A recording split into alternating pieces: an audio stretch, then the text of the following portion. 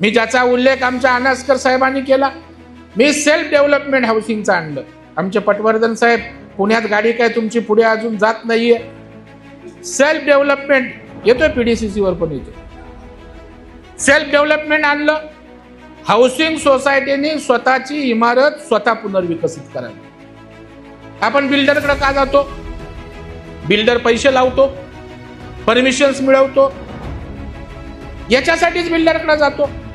मग माझ्यासारख्या कार्यकर्त्यांनी विचार केला, जर पैशाची व्यवस्था मी केली आणि जर सरकारनं या ठिकाणी परवानग्या दिल्या तर बिल्डरची काय आवश्यकता आहे? आपण बिल्डरशिवाय पुनर्विकास करू शकतो का? दादा, मी हे मॉडेल सक्सेस केलं.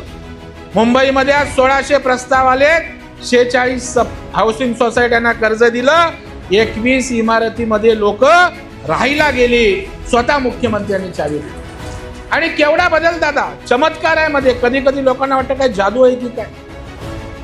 नंदादीप सोसायटी पार्ल्याची दादा, पराग आळवण यांनी मी चाव्या नेऊन दिल्या, वाटल्या लोकांना घरात जायला. 360 स्क्वेअर फीटामध्ये राहत होते. बिल्डर त्यांना 700 स्क्वेअर फीटाचं घर देणार होते. माझ्याकडे आले, त्यांनी सांगितलं आम्हाला मुंबई बँक पैसे देईल का? आम्ही त्यांना 60 कोटी रुपये दिले.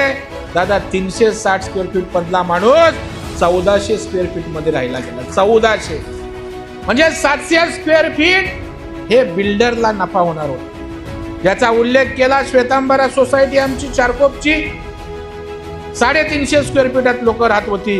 बिल्डर 750-700 देत होता, 1200-1100 स्क्वेअर फीटात राहिला.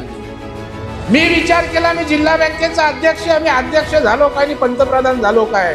माझा आणि माझ्या संस्थेचा उपयोग हा सर्वसामान्यांसाठी झाला नाही तर माझ्या पदाचा काही उपयोग नाही, असं मी मानणारा कार्यकर्ता. मी राज्याच्या मुख्यमंत्र्यांना विनंती केली, मुंबईतले 10-12 हजार सोसायट्यांचे चेअरमन सेक्रेटरी गोरेगावच्या नेस्कोला त्या ठिकाणी आणले आणि त्या ठिकाणी दादा 18 वेगवेगळ्या प्रकारच्या मागण्या, सवलती राज्याच्या मुख्यमंत्र्यांकडे मी मागितल्या.